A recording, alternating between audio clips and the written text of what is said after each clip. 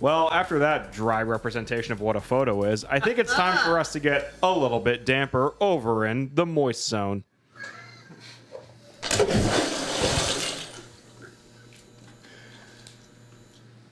We never agreed to call it the moist zone.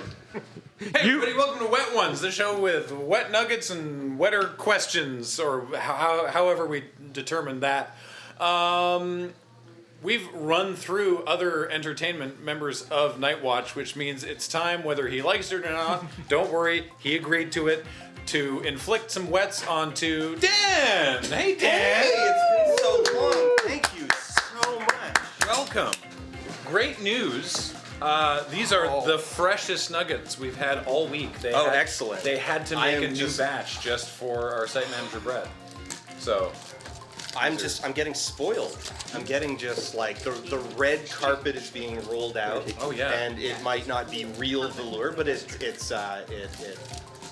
looks like it at a distance. Yeah, it's definitely water resistant.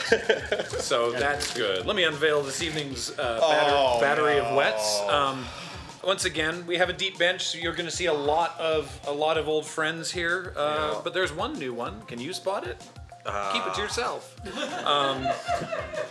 What is the new one? Now, Dan, unlike our other guests over the course of this evening, I don't have ready text messaging access to your partner, so a lot of all of my questions this evening really are not. This is a lot more loose, let's say, than the other ones. I'm mostly just sort of curious about you and your work and your time making stuff on the internet and things like that, but.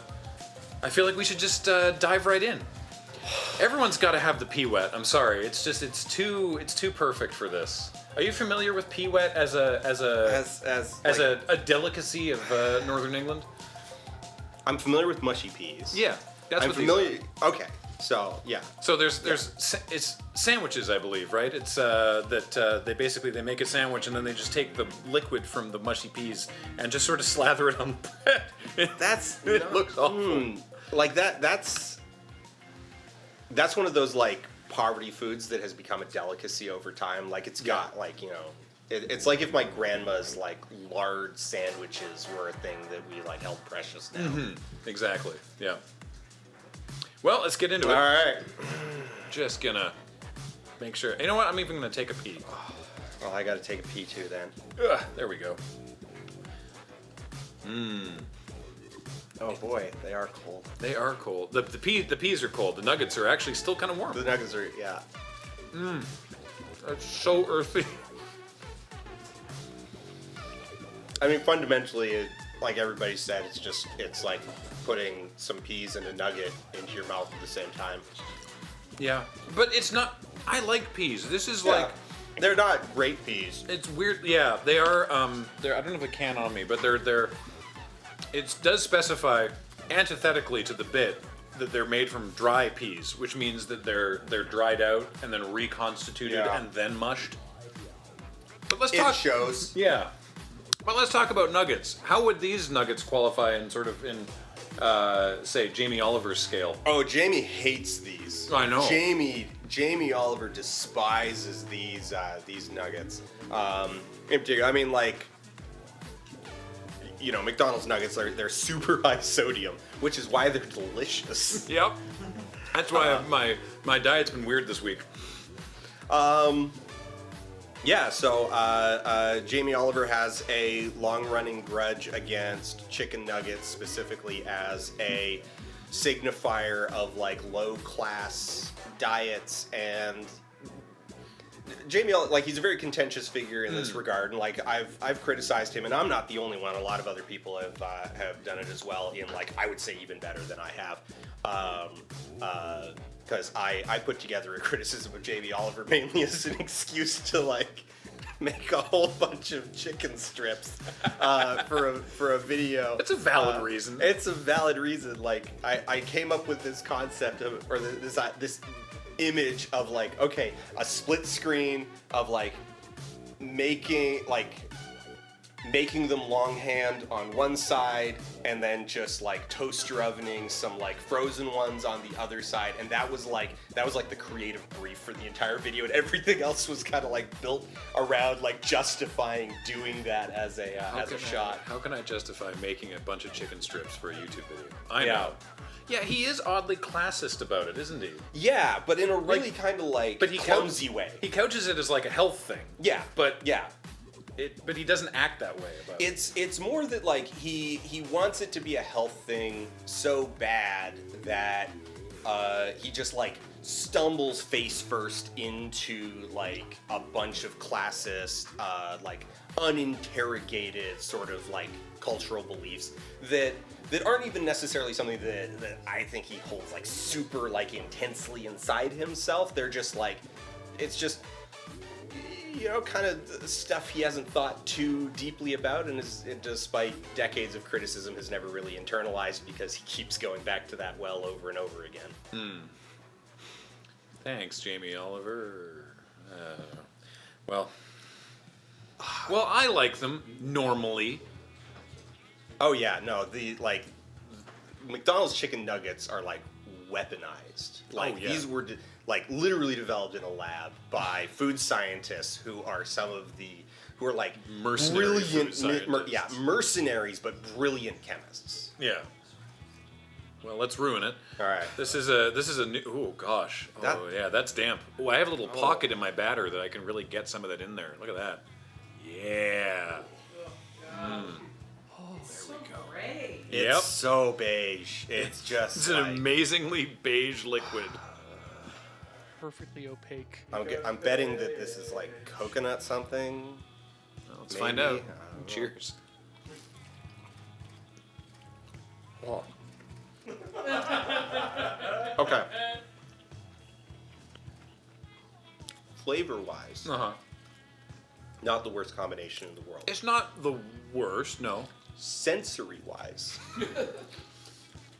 awful. Yeah, it's really slick, huh?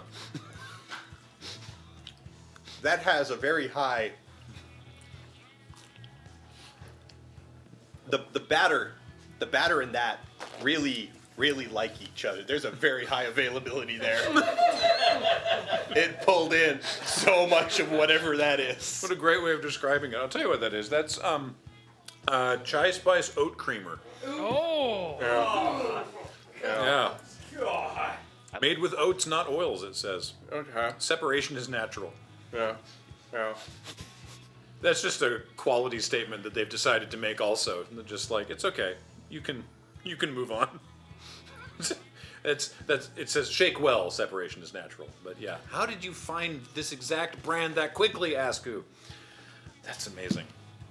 Oh my goodness me. Oh no, all things have left my brain. I was gonna say, right. Staying just on nuggets for a little bit longer. What were your, ignoring all the Jamie Oliver stuff? What was the sort of the conclusion of your thesis? For those who haven't watched the video, but you should. Where did you finally sort of what was your ultimate chicken stance? I mean, not to just be like the most stereotypical YouTube video essayist ever, but like capitalism. It's just this really like complicated situation where, you know, there are tremendous numbers of like ethical arguments, like valid ethical arguments against like animal consumption, but it's also like really hard. But the reasons why it's hard are also complicated in their own right, because like if you're going to eat chicken at all, like culturally, if you're going to like eat chickens, then you should use the entire chicken. And now capitalism doesn't like do that as a you know, out of the goodness of its heart. It does it to maximize, like, it's like, okay, well, we must maximize profit that we can extract from this physical matter.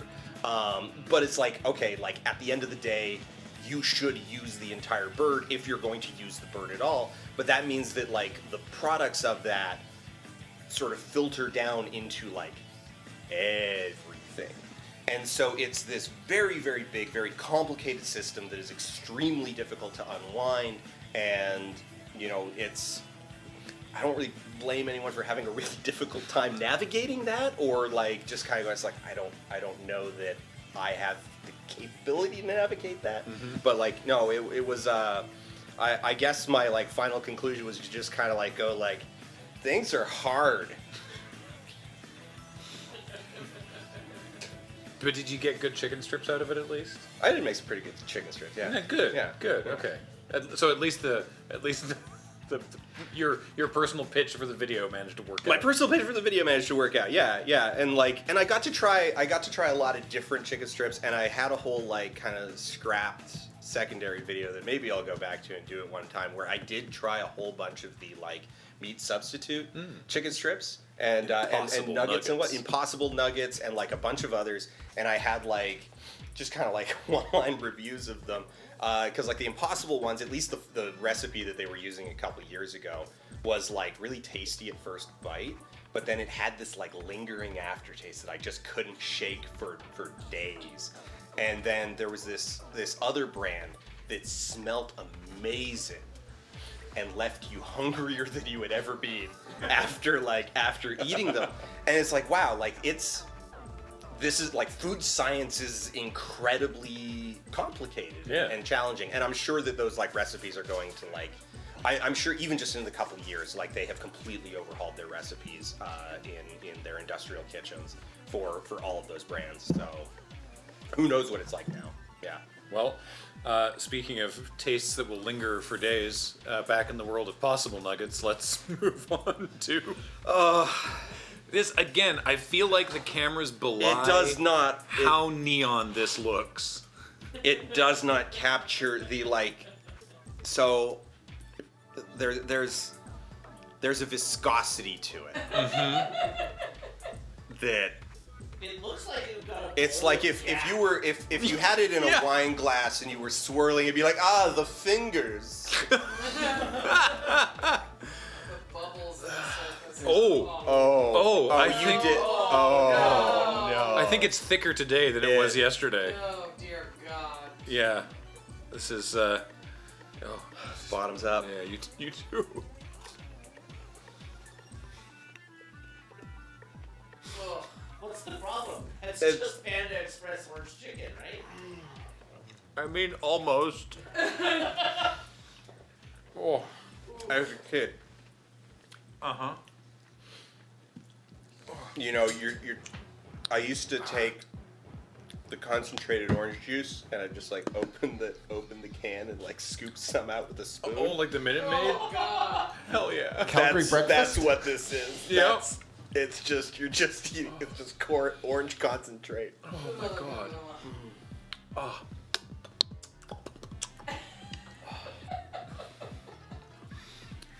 I'm doing a real bad job of being an interviewer this evening. I tell you what, I'm just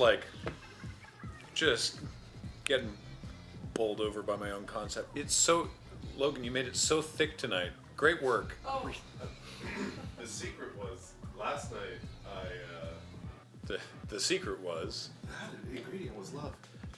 Last night I had water and then I added Tang. Tonight time I had started. Tang Yeah. and then I added water until it could stir. Yeah, that's what we wanted. Oh, the recipe for thick tang, everybody.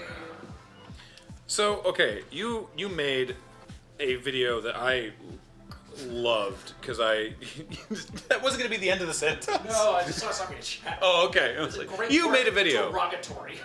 Right, yeah. Great work, derogatory, yeah. You made a video that I thoroughly enjoyed because it landed right at what I thought was the perfect time for it. Speaking of line go up, Yeah. the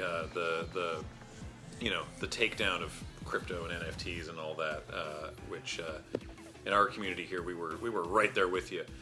Did you like? Were the people you were talking about in this, were they like okay? Did you suffer like a lot of like localized flack from that, or were they just did they just sort of like? No, it dismiss was you? it was a little bit more complicated than that because the NFT and crypto spaces had such a like air of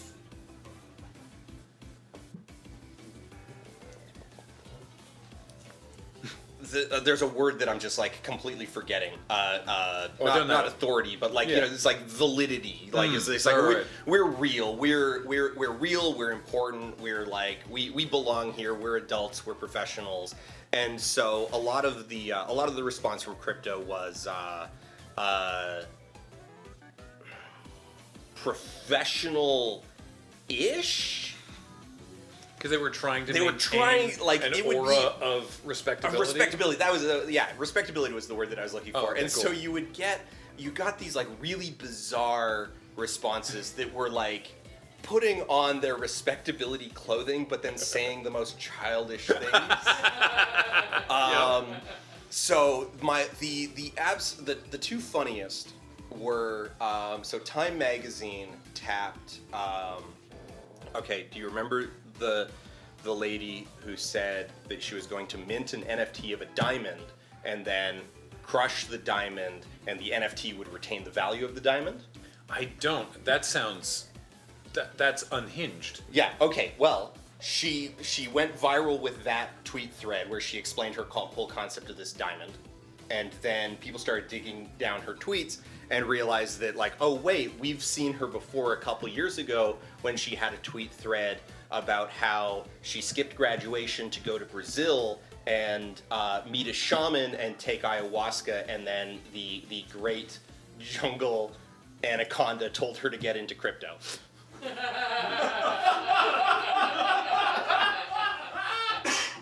And this Great is, Jungle Anaconda just gives me incorrect lottery numbers. so she's who Time Magazine tapped to rebut Line Goes Up. But her rebuttal was by and large, well, he's right, but like, what if it goes well?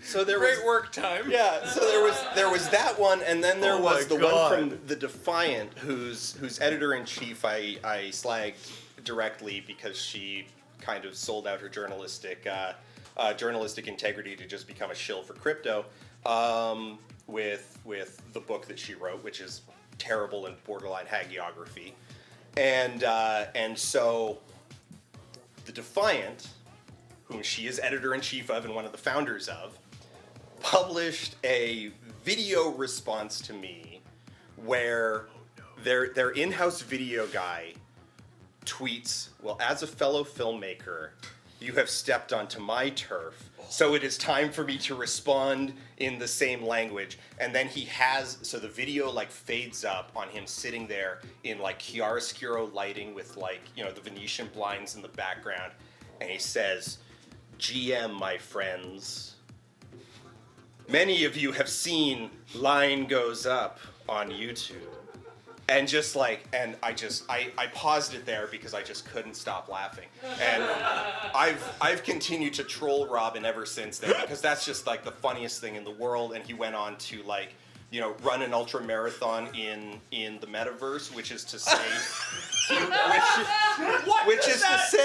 which is to say he ran the distance of an ultra marathon, which, don't get me wrong, is like, I couldn't do it. I would die. But he did it with a VR headset on in a VR mod single player of Skyrim, which is not the metaverse. On like a treadmill? Yeah, on a treadmill. Okay. Yeah. That's also not the metaverse. It's not the metaverse. It's an just established verse. that's an established verse. Yeah. Skyrim. And he's like, I did my metaverse video, and I like, you know, said in that video, like, nobody's building a holodeck anytime soon. Yeah. And he tweeted at me, we're building a holodeck, and linked to a YouTube video where they were just building a VR cafe.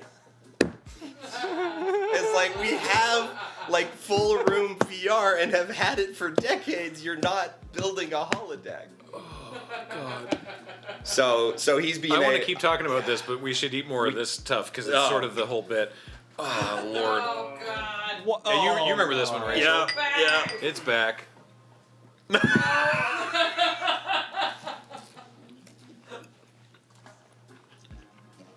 They don't. It doesn't penetrate. So it's just like it's No, this isn't thick and creamy product. This is this is fluff. This is fluff. Yeah. Yeah. It's just It's just icing on a. sweet and salty is a lovely fine. flavor combination. These are very salty, and this is too sweet. Yeah, it's on the intense side. You wouldn't want to do this on purpose. It's not like dipping your fries in your shake. Yeah. No. Oh boy, it is very suddenly like doing things to my blood sugar. Oh wow, when the fluff hits. My face when the fluff hits. Wet ones allow you to see through space and time. So you touched on something that we're still in sort of the crypto space. You've touched on the thing that just drives me up the wall with this, which is that anytime these people are making a sales pitch, they're like, no, you don't understand. The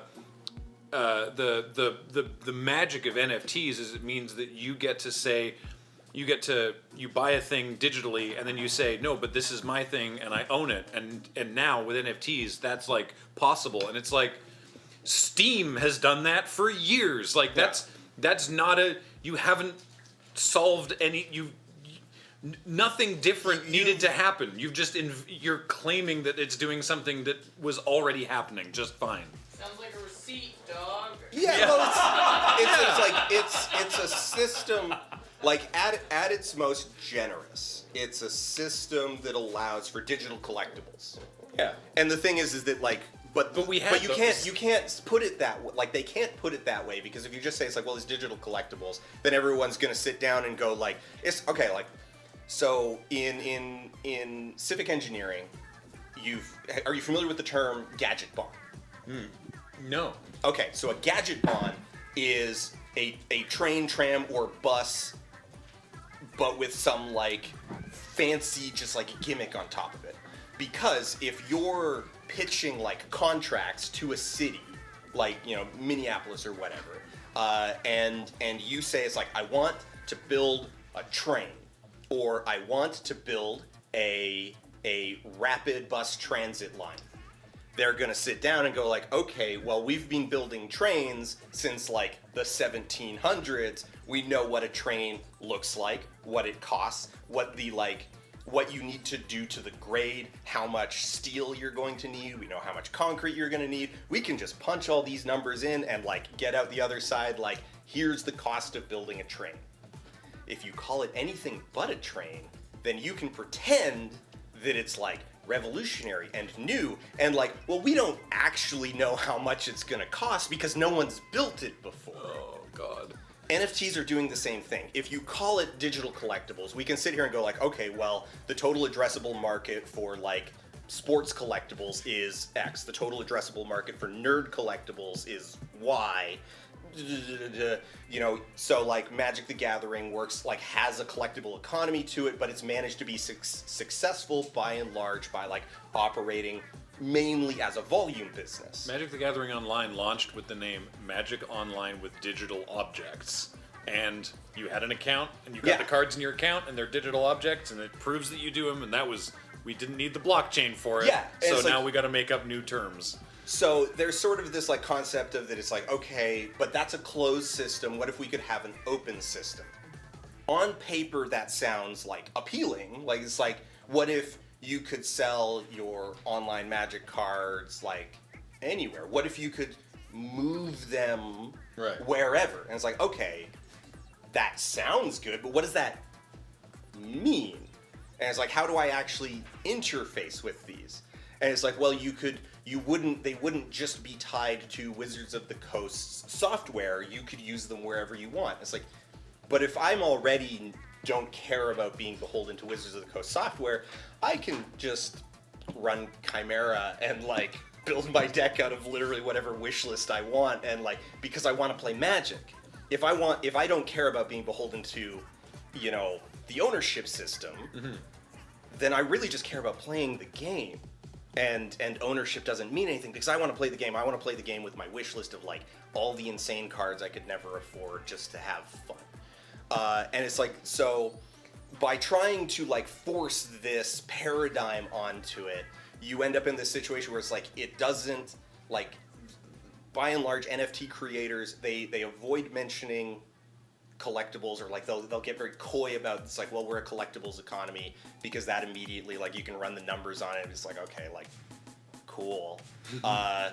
And they'll otherwise avoid like building volume economies, because like NFTs are really bad at dealing with volume economies, and they fail to reflect the way that people actually interact with these products, which is to say that, like, by and large, Magic players just want to play Magic, and the cards are like the easiest way of playing it in person, because sitting there and like writing out all your proxies is like a pain in the butt, and like, and there's kind of like, there is a fun to like owning and collecting and like displaying, building your binders, building all that stuff. People have like multimodal ways of interacting with it, but like the people actually building the crypto ecosystem, they needed to justify crypto, and they needed use cases for it, and collectibles sort of like, if you have this philosophy of scarcity, then collectibles map onto that very easily, fine art maps onto it very easily,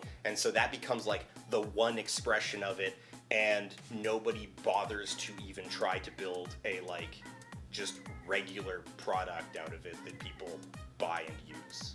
And thus it ends up just collectibles for the sake of collectibles. And since they're digital,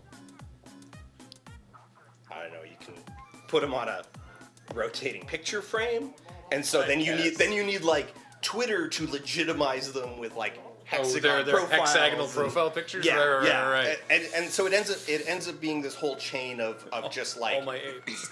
yeah. So you just end up with this whole chain of like motivated reasoning of like, it's like we have a conclusion that we need to like make work, and yeah. This is sorry. That was excellent. This is the longest I think that these have sat here, and now I am getting a smell. And it's awful. I'm sorry, I'm a no. talker. No, you're great. I'm having a blast. Oh god, this one's so bad. Is this Wettest wet. Which one? I have forgotten which one this one is. It just looks, Okay, it it's- looks so unpleasant. It like glazes that. Yup. That's what a great word you chose. Cheers. Thin glue. Oh boy, going full duck face with it. What is it when it hits the back?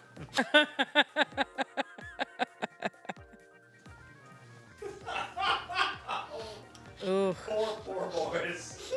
That's the Oh, that's the pina colada. that's the pina Yep. colada mix. yep. How is? Do you like pina coladas? No. Getting caught in the pain. So It runs through so many flavors so quickly. And it's you wouldn't think it would be that bad, but it's oh man. And there's like, it's the fact that there's like this delayed blast that's like really sour. Mm-hmm. But comes in so late that it's like, if you get sour at the front of your mouth, you like pucker up. yeah. If you get sour at the back of your throat, like as it's going down, your body's not sure what to do with it. Because it's like, oh, what direction is this going? The mere mention of pina colada conjures up images of the Caribbean. Sure. Let Mr. and Mrs. T Pina Colada Mix take you there with the blend of rich pineapple and coconut flavors and a deliciously sweet finish. It must be the sweet finish. Sure, yeah. Yeah, it was definitely that. It certainly wasn't like hyper pineapple concentrate. Made from only the purest pineapple cores discarded by the Dole Corporation. Well, look, if you're going to use a pineapple, you should You use should every use part of the pineapple. In your sort of, I suppose you could say, follow-up to Line Goes Up with the future is a dead mall. Yeah. Decentraland, the metaverse, that sort of thing. I know from my experience making YouTube stuff and making videos and things like that over the years that you had way more content Oh, than boy. could fit into that. What is something that when you were going into these spaces, these virtual spaces, going into the metaverse, what's something that you really wanted to find a home for but couldn't include in the final essay? The Taco Bell wedding. The Taco Bell wedding. The what? Okay, so Taco Bell does weddings. Out of the actual Taco Bells. In actual Taco Bells, but like specifically out of the Taco Bell. There's a Taco Bell chapel, right? No, well, okay, so Taco Bell, it's the Taco Bell Cantina it's in California. It's in like the greater Los Angeles area. I'm trying to remember exactly where it is. Whatever. Chat knows. They've already answered it before I ever could. Yeah. The Taco Bell. So the Taco Bell Cantina has a like upper floor event center that they use for weddings, and as part of that, you can get like the sauce bouquet, and like it's very chintzy, deliberately tacky, like ironic, millennial stuff. Right. Oh my god. Okay. So. Yeah, do you get to... Great question, Names Are Silly. Do you get to ring the Taco Bell as part of, like, the service? I don't know. Surely. Maybe. Do they have... Do they say, like, by the power invested in me, you may now live Moss? Like, do we get to, like... Through Manos and through Moss.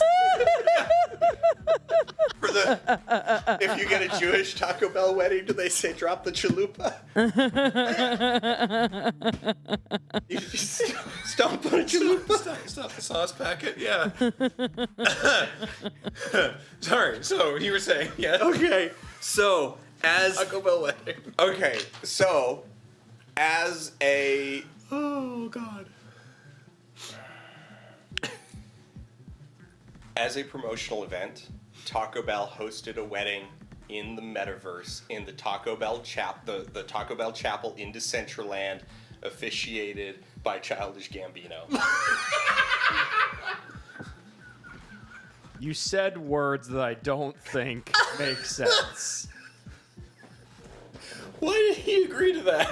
Money. All right, okay. That was a stupid But question. now That was it a gets stupid question, it but- gets even better because the wedding itself, like Decentraland, cannot actually like handle these interactions natively.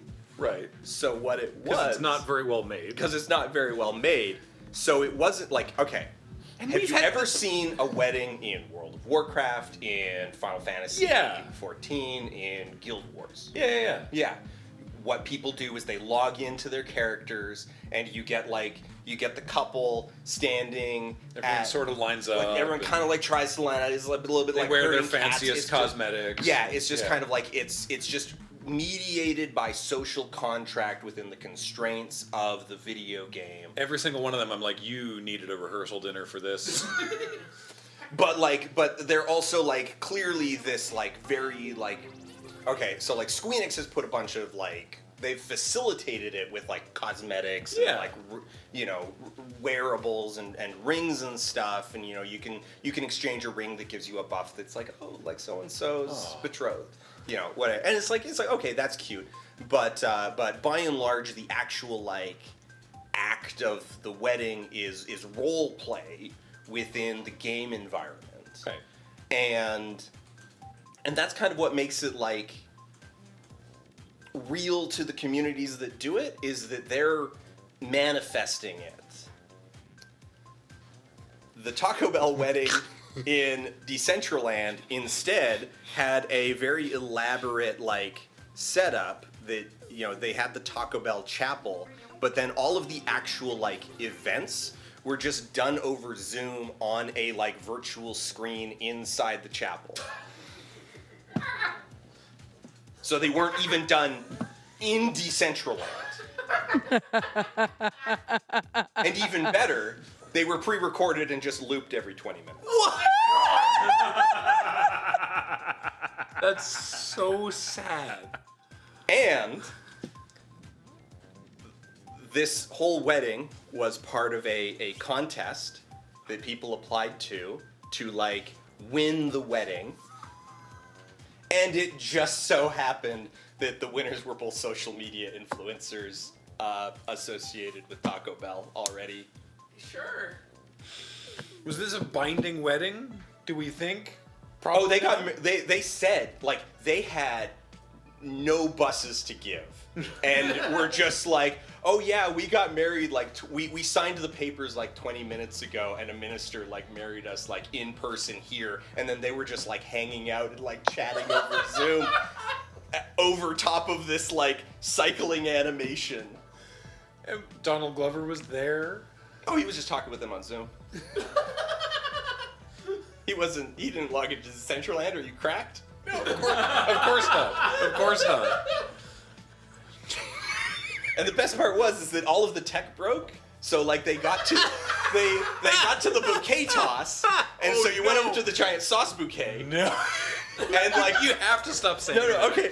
So how it worked is they had the giant model of the sauce bouquet, and then how the bouquet toss worked was there was a button next to it that like when the bouquet toss happened, it activated. And so you just like sat there like spam clicking on it, waiting for it to like activate, and then like depending on lag, it would either like depending on what instance you were in, it either broke entirely. It either broke entirely or gave it to like kind of like played the animation for like 30 people, or would play like one person and then like another and then break. But then there was a shout wide that it's like, oh, the person who caught it is so and so, the bride's sister. So it was just pre-scripted anyway.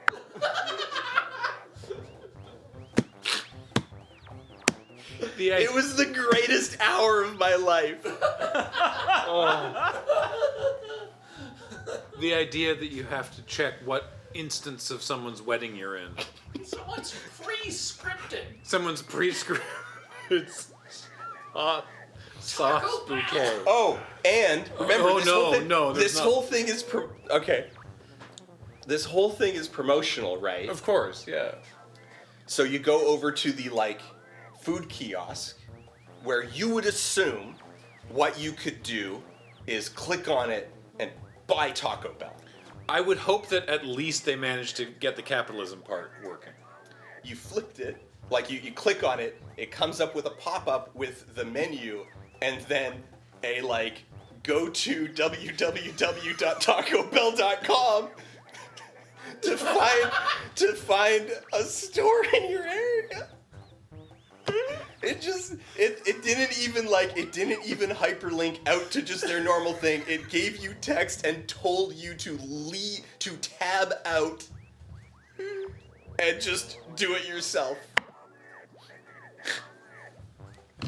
Why do we even computers anymore? Oh my god, it was amazing.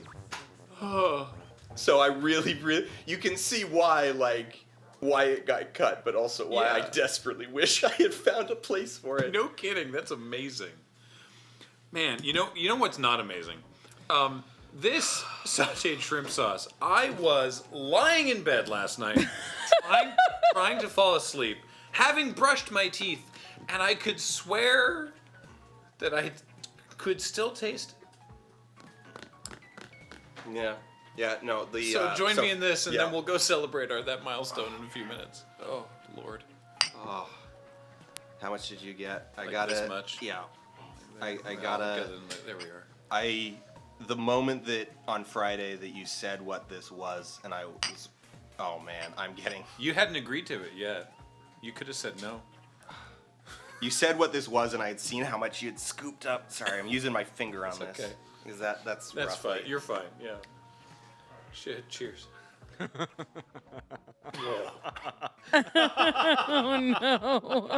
The moment you said what it was, I was like, oh no, how much you had on that nugget was like how much you would normally put in like an entire stir fry. I didn't know. You didn't know, I but didn't know. the precedent was set, Yep. and so here we are Here we are. eating an entire stir fry worth of shrimp sauce Salted Chinese shrimp. with a single nugget.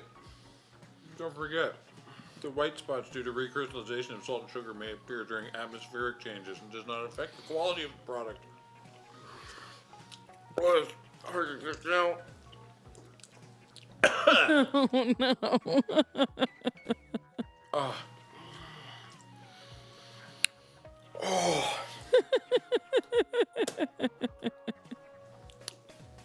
In a similar vein to the last question, because I imagine you're always on the lookout for a topic to do. Has there been something that you've been like, that'll be a great thing, and then like, what a great topic for a video essay that will be? I'm having my backup nugget right now. And then you go into it, and maybe you start doing some work on it, and you're like, wow, this does not work. Oh man, like discarded projects? Yeah. Oh boy, what's a good discard? I have one that I have restarted and discarded 4 times. Oh, sorry, that wasn't directed at you. Oh, yeah. On It's like it's right in the, when you can feel this part? yeah. Oh, sorry, I'll stop talking with my mouth full. Continue. High frame rate movies. Oh, yes, Christ. Oh, no. Have I told this story on Desert Bus? I was in Seattle at the Cinerama. What a great theater. What a glorious movie theater. What a wonderful place to see movies. Huge screen, slightly curved, the seats are comfortable, they recline. Oh, it's wonderful. That's where I saw The Hobbit. I felt like I was another being. I felt like I had removed from my body. I was under the influence of nothing, and I felt like I was high out of my mind. Watching the high frame rate of The Hobbit, I was just like, I cannot process what is happening in front of my eyes. This feels wrong. This is fake. I'm not here. Nothing's real. I can't.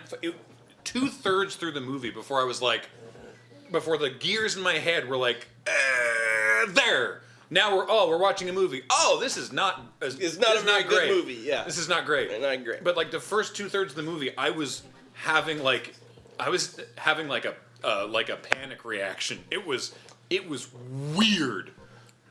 Yeah, so I have this script that I've like started and discarded and restarted and discarded because like part of it, like okay, I find high frame rate cinematography fascinating as a subject because of like what it does work at and the ways that it doesn't, and like the specific ways in which it fails and how that ties into like the psychology of watching movies in the first place, and the kind of from like the failures of high frame rate cinematography, we learn why 24-ish frames per second with a 180 degree shutter, like why that works.